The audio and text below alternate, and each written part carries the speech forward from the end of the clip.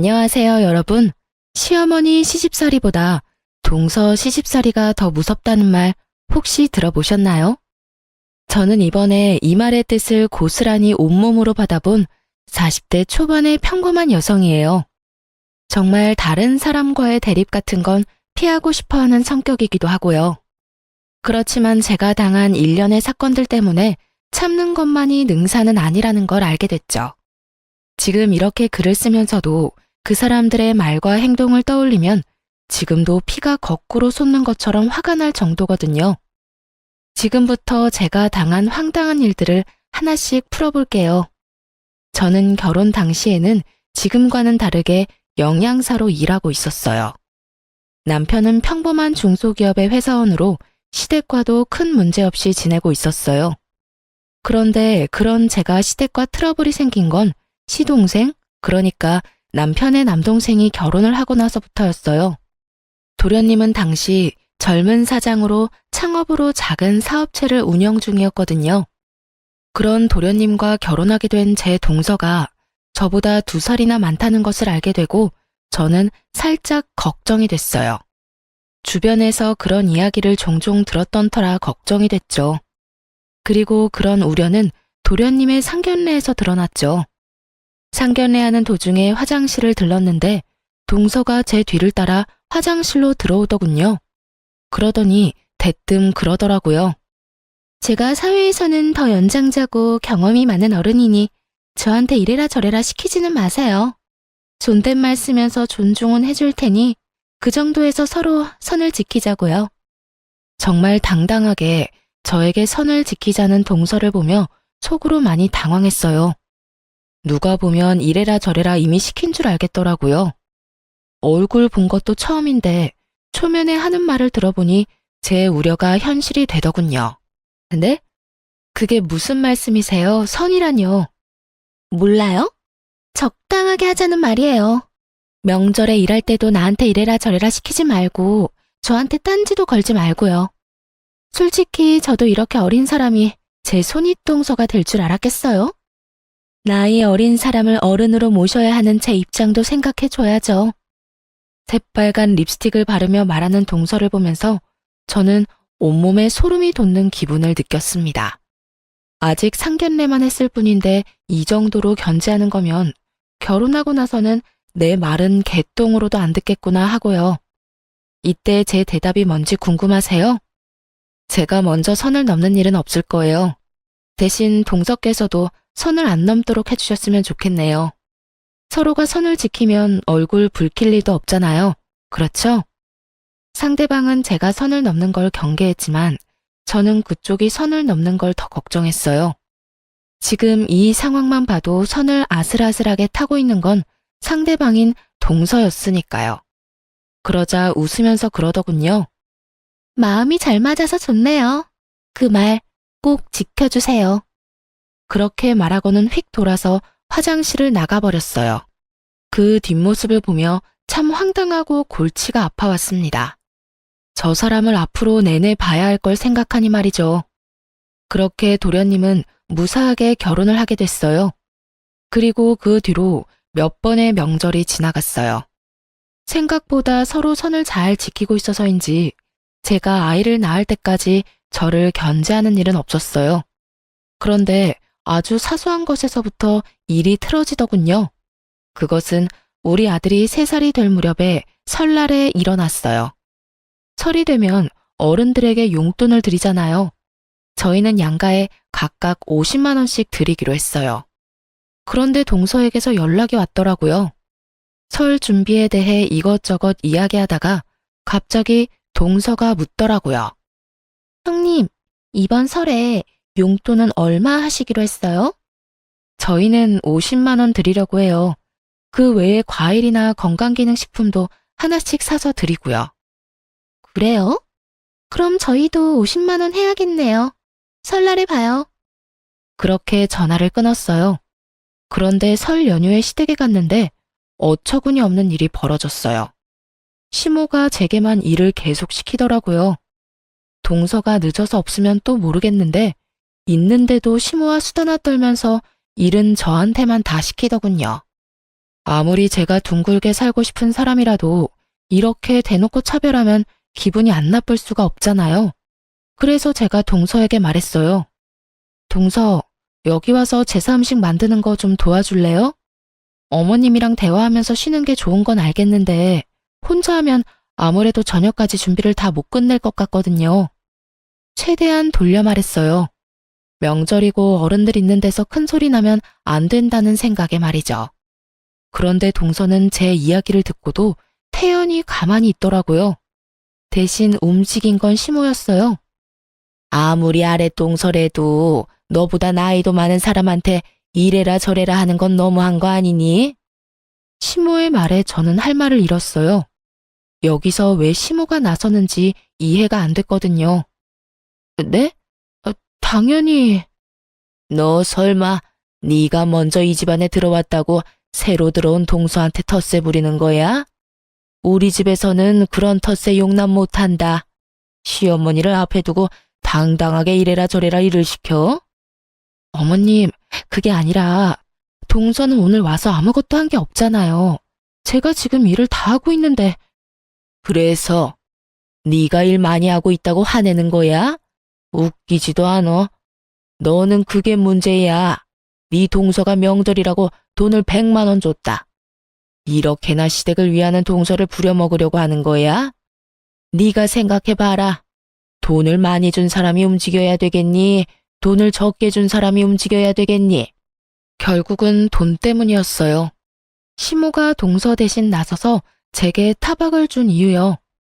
그런데 그것도 정말 열이 받는 이유가 저는 아직 용돈을 드리지도 않았거든요. 시모도 저희 부부가 명절 때마다 50만 원 준 걸 알고 있을 테고 이번에도 50만 원만 준비한 걸 알았던 거예요. 그 와중에 동서가 100만 원을 가져왔으니 눈이 혹했겠죠. 솔직히 동서가 100을 내든 200을 내든 상관없는 일이어야 하는데 그 돈 액수에 휘둘려서 사람을 평가하는 시모 때문에 제가 이런 일을 당한다는 게 정말 짜증났어요. 어머님, 설마 돈 때문에 동서를 감싸고 도시는 거예요? 그것도 중요하지 않니? 너도 머리라는 게 있으면 생각을 좀 해봐. 동서가 그만큼 돈을 많이 냈다는 걸 알면 시어머니 말에 토를 달 게 아니라 네가 더 열심히 일을 해야지. 돈만 많이 내면 일 안 해도 된다는 말이세요? 누가 그렇게 말했어? 내 말은 돈도 많이 냈고 나이도 많으니 네가 동서에게 뭐든 시킬 입장이 아니다. 라는 말이지. 말이 되지 않는 말을 참 말처럼 포장해서 말하더군요. 열받았지만 꾹 참았어요. 왜 참았는지 아세요? 다음번 명절부터는 시댁에 오지 않을 작정이었거든요. 그렇게 마음을 먹어버렸어요. 남편이 뭐라 하던 내가 하고 싶은 대로 하겠다는 생각으로 꾹 참고 제사상과 밥상을 차렸어요. 여전히 동서는 아무것도 안 하고 시모와 둘이서 하하호호하며 즐거운 시간을 보내고 있더군요. 그렇게 저녁 시간에 밥을 먹는데 시모의 행동에 저는 또 열이 슬슬 올라오는 것을 느꼈어요. 밥을 먹는데 시모가 제 앞에는 나물 반찬만 놔두더니 동서와 도련님 앞에는 고기 반찬을 놔두더군요. 그러면서 하는 말이 더 웃겼어요. 둘째 며느리 고생했다. 네 덕분에 이리 풍족한 명절을 보내는구나. 많이 먹거라. 이게 다 네가 우리 집에 들어온 덕이야. 어머님, 무슨 그런 말씀을 하세요. 어머님이 계신 덕분에 잘 되는 거죠. 그러니 제가 드린 용돈으로 맛있는 것도 사드시고 좋은 곳에 놀러도 다니세요.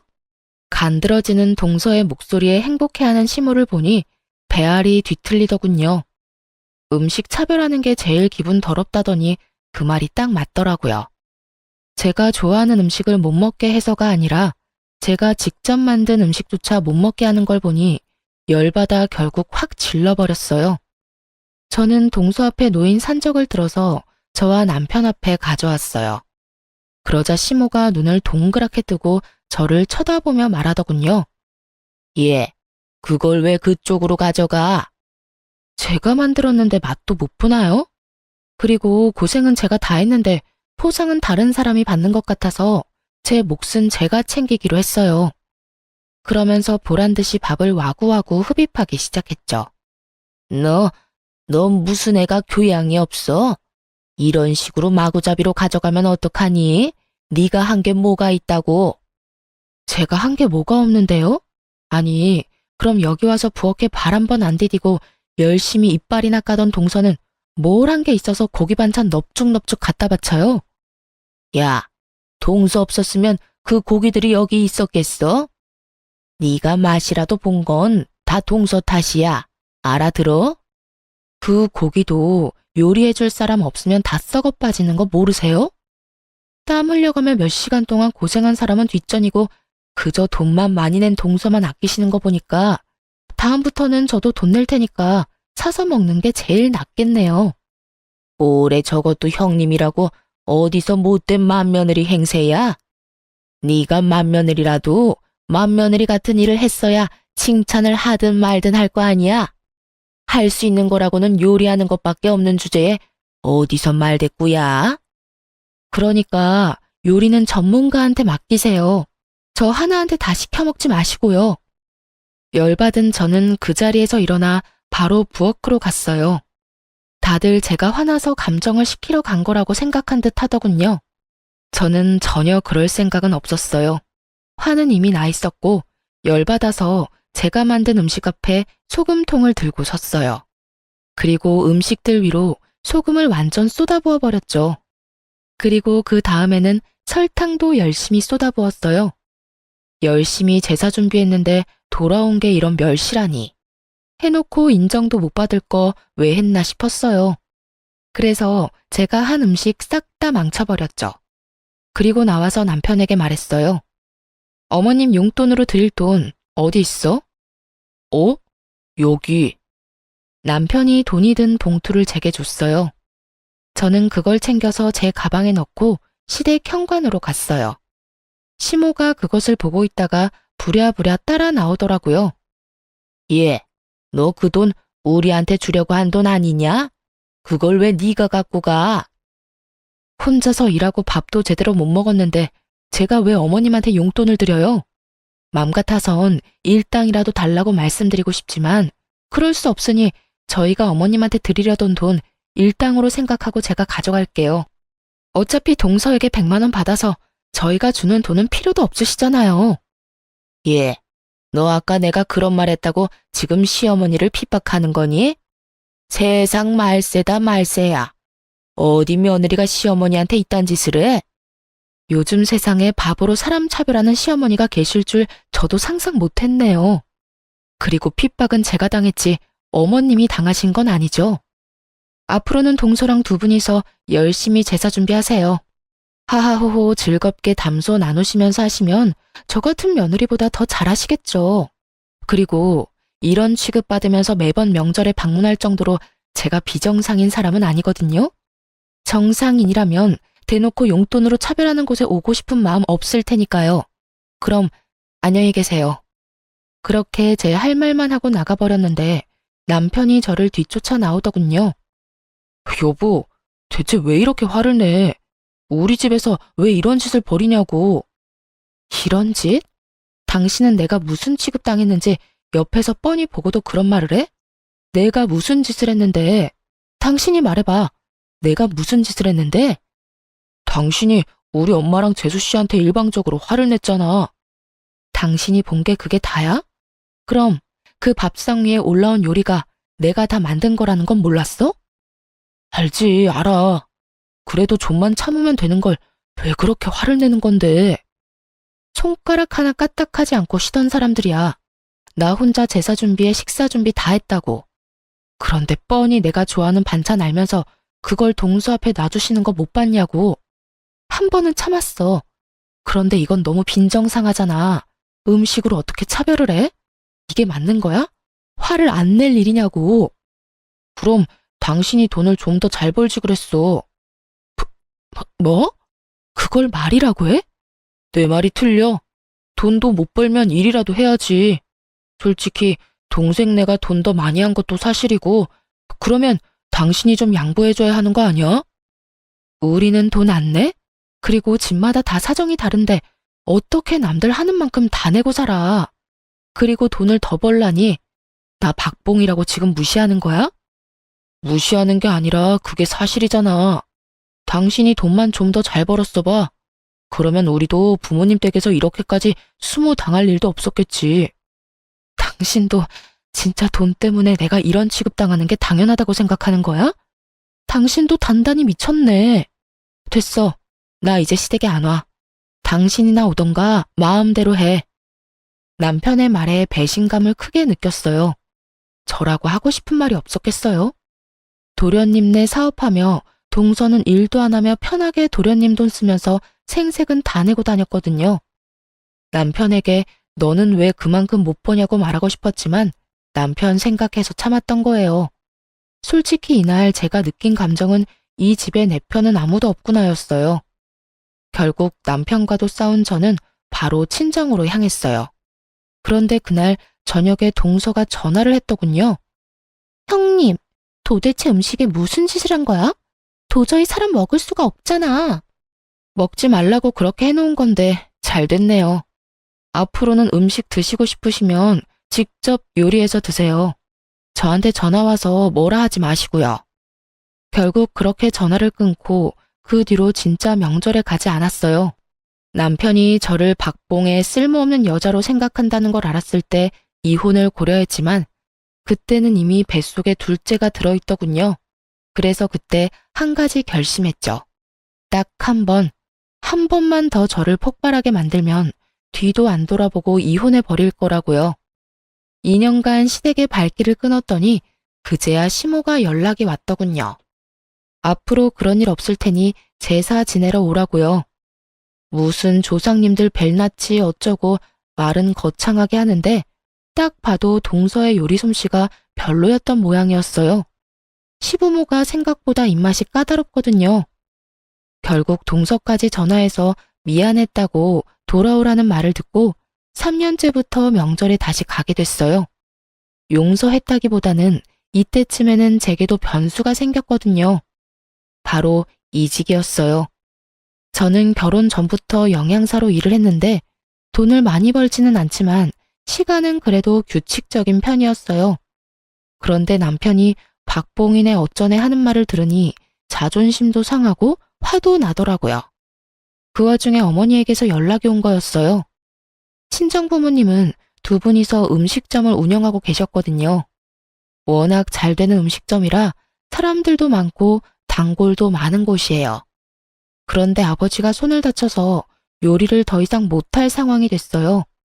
낫는 데까지는 시간이 한참 걸리고 그 사이에 괜찮은 사람 찾는 것도 힘들고 그래서 어머니가 저한테 전화를 하셨더라고요.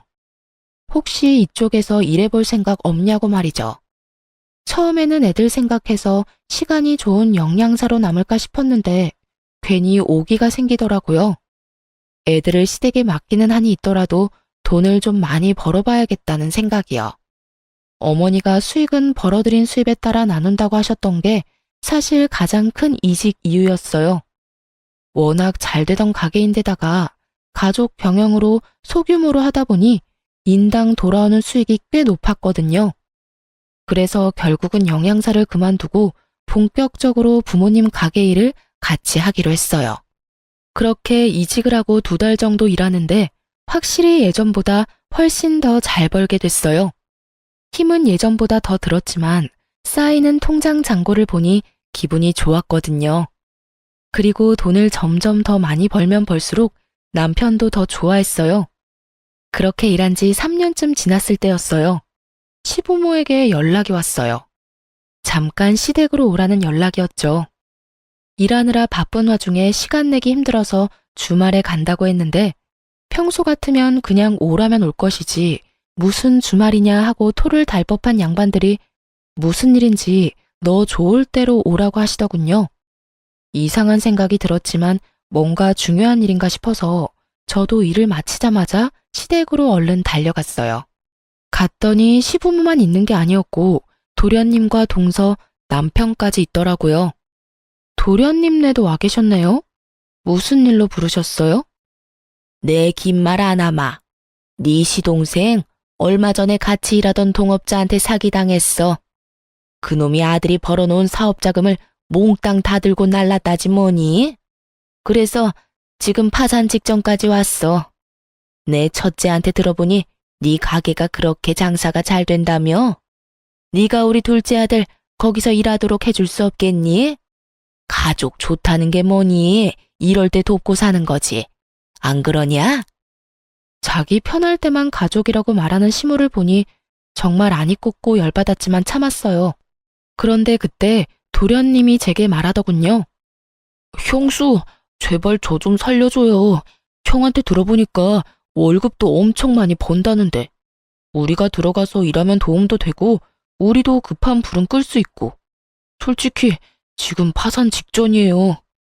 도련님, 제 밑에서 일하실 수 있겠어요? 솔직히 여태껏 식당에서 일해본 적 없는 사람을 쓰는 것도 저희 쪽에는 큰 위험이고. 제 말이 끝나기도 전에 동서가 불쑥 저희 말하는 사이에 끼어들었어요. 누가 형님 밑에서 일한대요? 그냥 일만 가르쳐주고 2호점 열 수 있도록 금전적인 지원만 해달라는 이야기예요. 솔직히 형님네가 저희 남편 아랫사람으로 취급하는 것도 싫고 그냥 돈 빌려주고 레시피만 알려주면 끝 아닌가요? 이 말은 그거였죠. 네 밑에서 일하기 싫으니 너는 레시피랑 돈만 지원해주고 꺼져라. 그 이야기를 듣는데 아직도 정신 못 차렸구나 싶었어요. 사업이 망해서 지금 돈 빌리러 온 인간들이 이렇게 콧대를 세우고 기고만장한 꼴을 봐야 한다니. 결국 열받은 저는 더 생각하지도 않고 거절했어요. 일하기 싫으면 2호점도 없어요. 본점에서 일도 한번 해보지 못한 사람이 어떻게 2호점을 열어요? 저희 가게는 2호점 열 생각도 없고요. 일도 배우기 싫고 2호점을 열고 싶고 그런 마음이라면 저희 친정 부모님께 바로 찾아가시는 게 좋겠네요. 근데 이 상황 좀 웃기지 않아요? 물에 빠진 사람 구해주겠다니 보따리도 찾아내라는 거잖아요. 물속에서 건져만 주면 됐지 뭐가 그렇게 원하는 게 많은지. 아직 덜 급한 것 같으니 저는 이만 가볼게요. 제가 자리에서 일어나는 신용을 하자 시모가 저를 붙잡았어요. 넌 애가 왜 이렇게 인정이 없어? 얘네 불쌍한 거 안 보이니? 네가 도와주면 좋잖아. 돈 벌면 어차피 다 갚는다는데 왜 그렇게 예민하게 굴어? 예민한 게 아니라 상식적인 거죠. 일 안 배우면 2호점도 없어요. 그렇게 알고 계세요. 결국 그 뒤에 도련님이 찾아와 저희 가게에서 일을 한 달간 배웠어요. 그리고 무슨 돈이 있었던 건지 2호점을 만들었더라고요. 그렇게 번갯불에 콩 볶아 먹듯 일을 배워서 바로 2호점을 차려 나갔어요. 제 눈앞에서 사고만 치던 시동생이 나가서 저도 속은 편했는데 2호점에서 내내 사고만 치더군요. 사업을 했다고 해서 장사에는 소질이 있겠거니 했는데 아무래도 음식점이다 보니 위생 관련해서 문제가 계속 터졌어요. 그래서 그거 수습하려고 매번 제가 시동생 가게에 들렀어야 했고요. 그런데 더 웃긴 건 이 와중에도 시부모의 둘째 아들에 대한 사랑은 아주 지고지순하더군요. 도련님네가 새로 가게를 오픈해서 나가고 얼마 안 지나서 시댁 친척 중에 칠순잔치가 있어서 참석하게 됐어요. 제가 화장실에 갔다가 사람이 너무 많아서 그냥 돌아오는데 친척들 이야기하는 게 들리더라고요. 아유, 그 집은 좋겠어요. 그런 복덩어리 같은 며느리가 들어와서. 돈도 많이 벌고 얼마 전에 사기당한 둘째도 거둬줬다면서? 며느리 참 잘 들였다니까. 고모님이 제 칭찬을 하고 계셨어요. 감사한 마음에 웃음을 띠며 시모 뒤로가 얼른 고맙다고 말하려는데 시모가 제가 있는지도 모르고 이야기하더군요. 걔가 복덩이요? 당치도 않아요. 복덩이는 여기 우리 둘째 며느리지.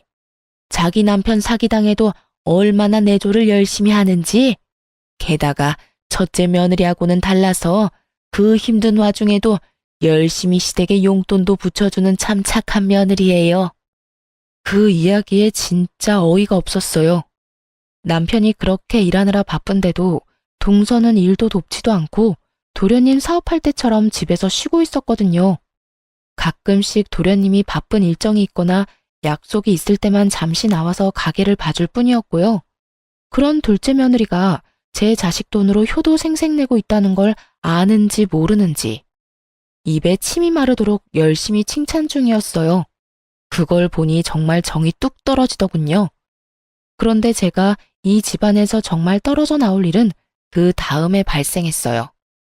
제가 영양사에서 자영업자로 직업을 전환하면서 아이들을 볼 수 있는 시간이 많이 줄었거든요.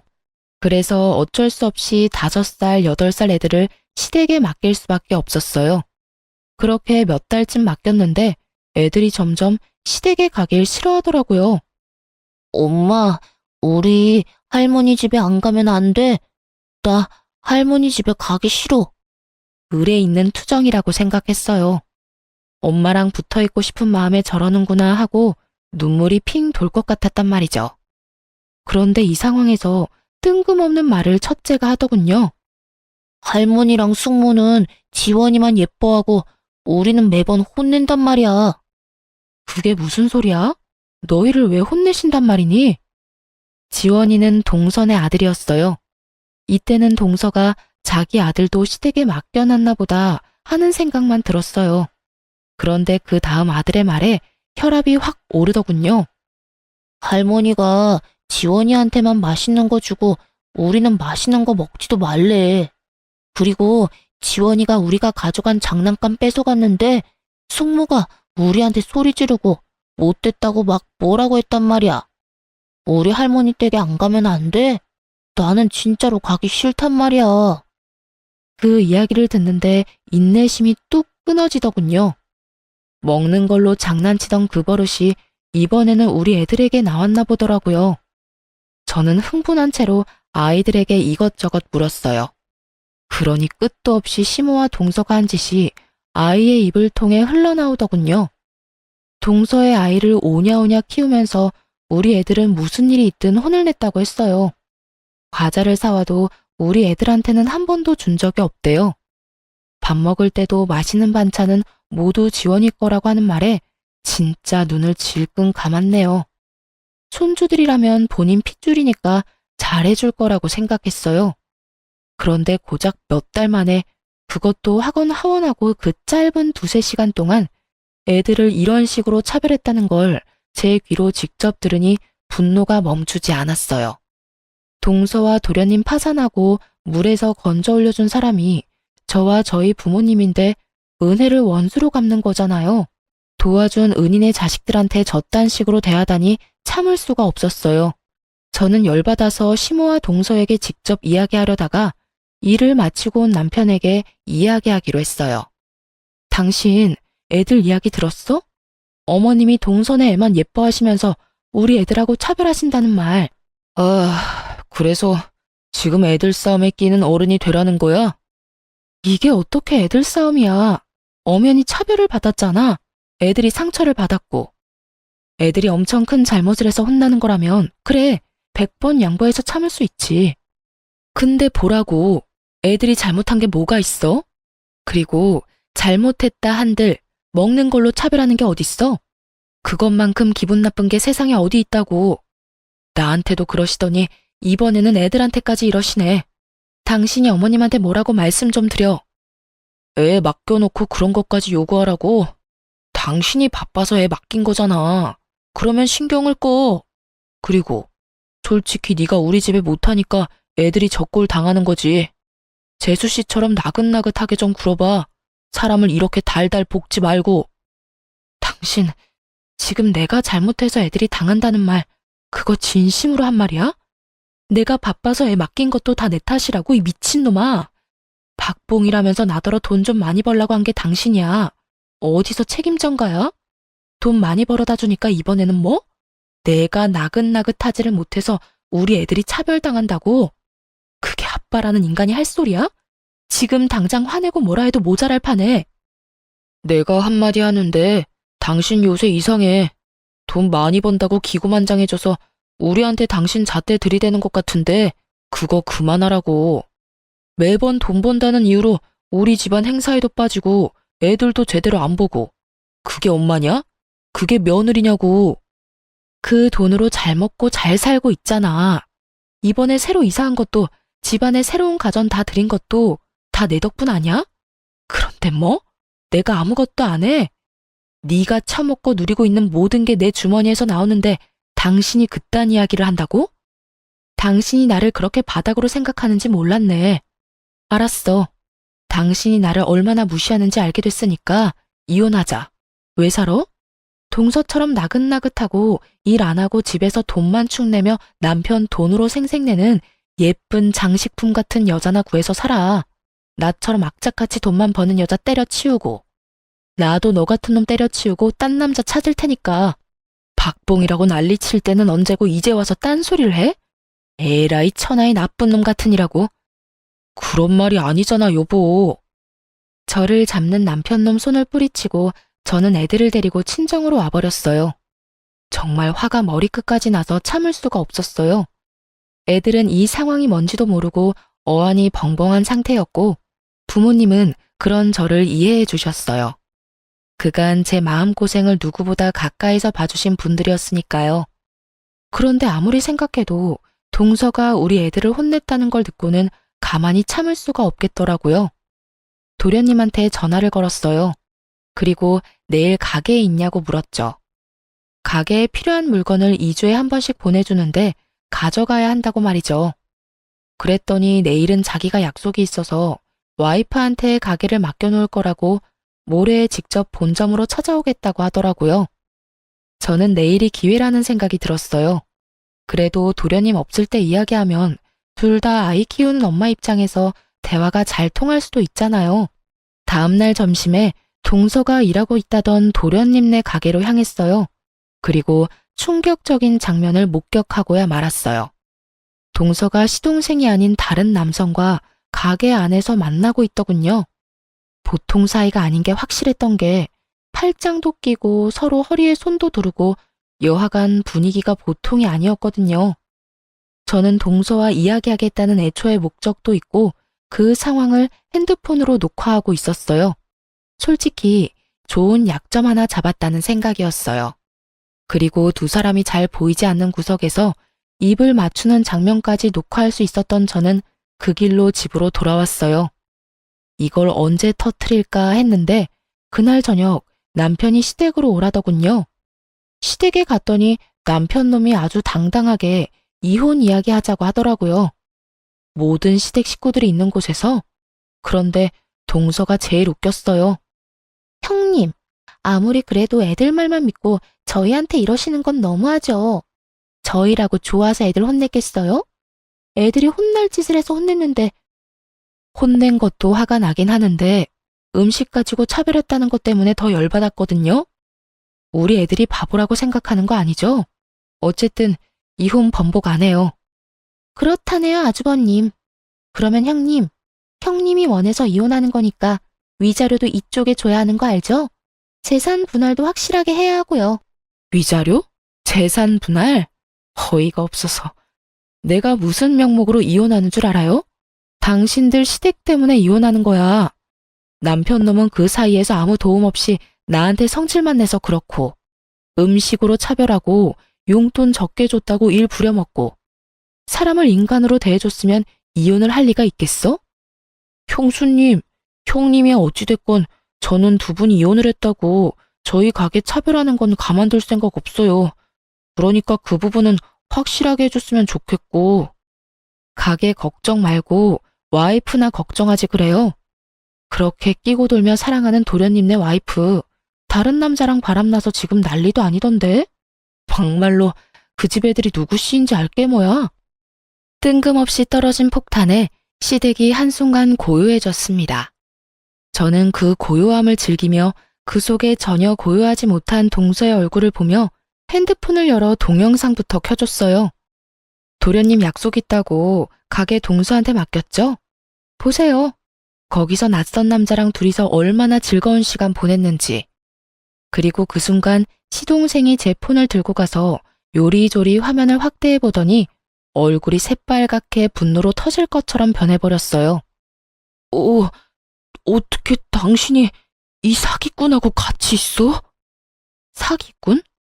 갑자기 등장한 단어에 저도 당황한 찰나 동서가 그 자리에서 시동생에게 무릎을 꿇고 빌더라고요.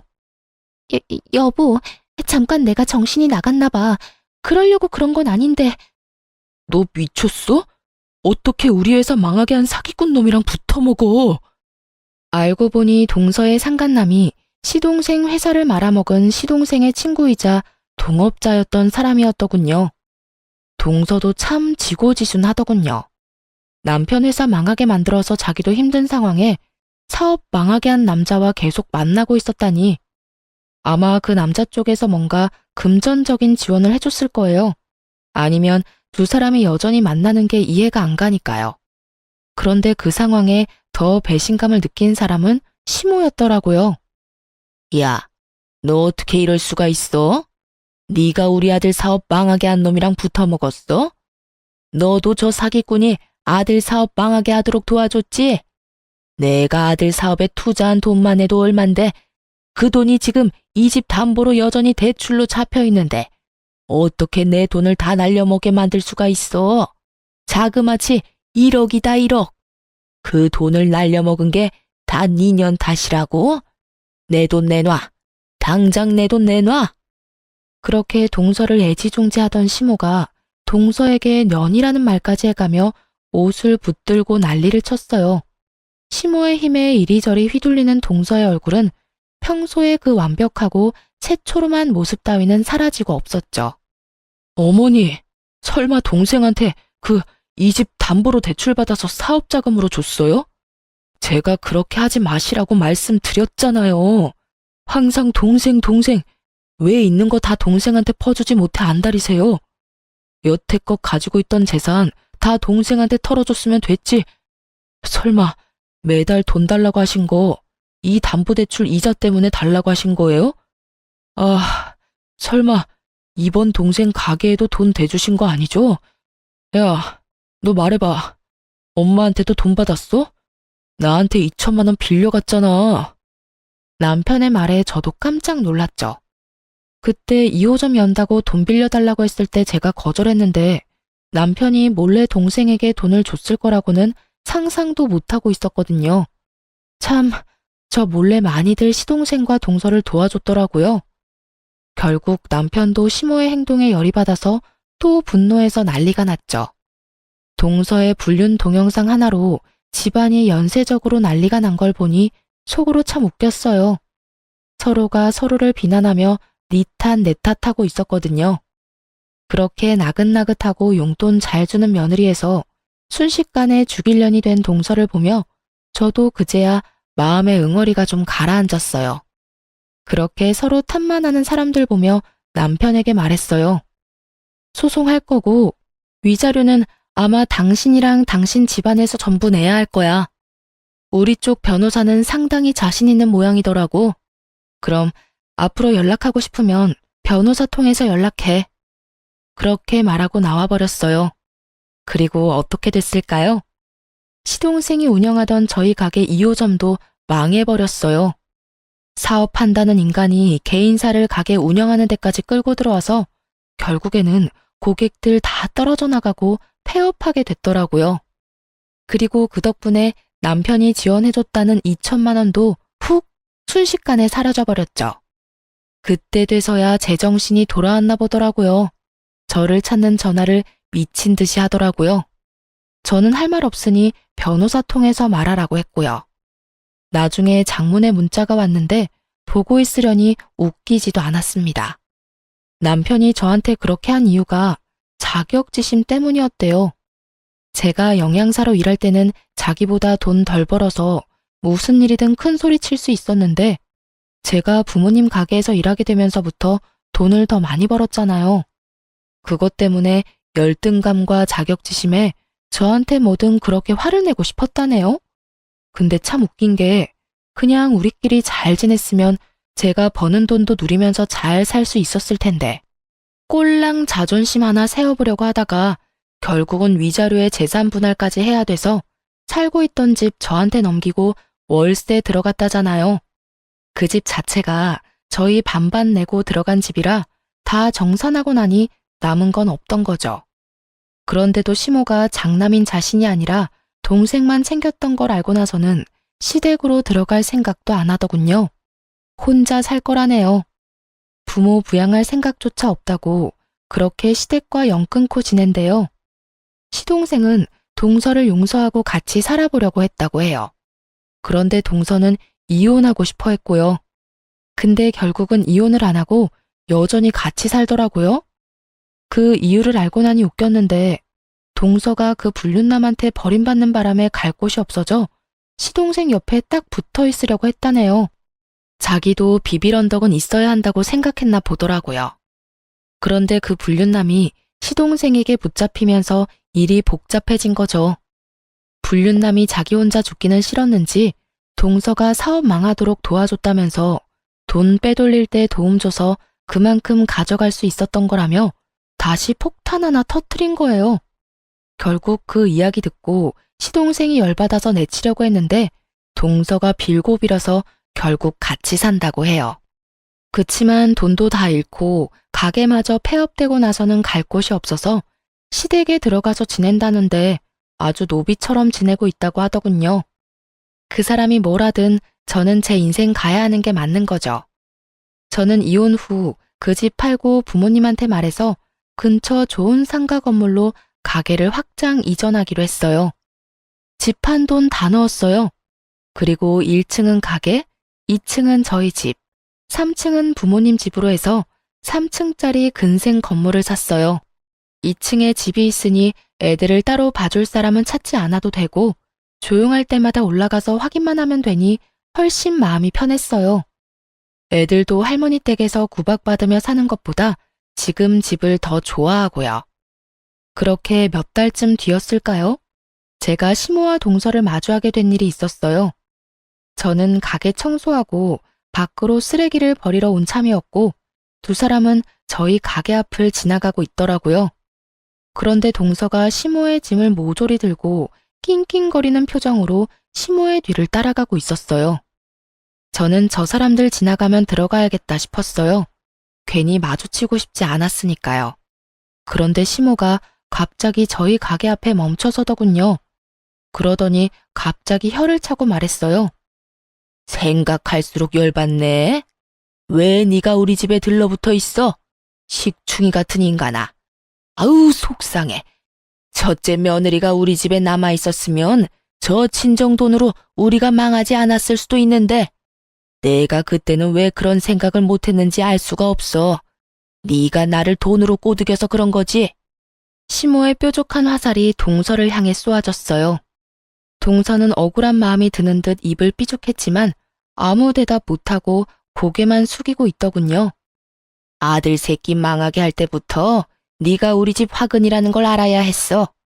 네가 양심이라는 게 있으면 이렇게 우리 집에 빌부터 살 게 아니라 일자리라도 알아봐서 내 돈이라도 갚아야 하는 거 아니니?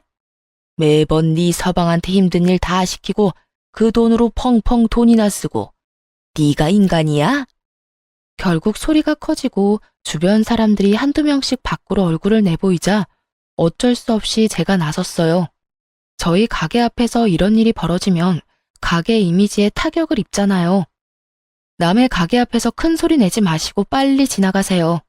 여기서 이러신들 제가 그쪽 집에 다시 돌아갈 일도 없고 이 가게가 그쪽 집안 것이 될 일도 없으니까요. 제가 등장하자 시모 얼굴이 반가운 빛을 띠더군요. 이혼 전에는 볼 때마다 마땅찮은 표정만 짓더니 사람 마음 참 간사해요. 가게 잘 되는 걸 보면 볼 때마다 잃어버린 것이 얼마나 소중한지 깨닫게 됐나 봅니다. 그래도 다시 돌아갈 생각 따위 전혀 없지만요.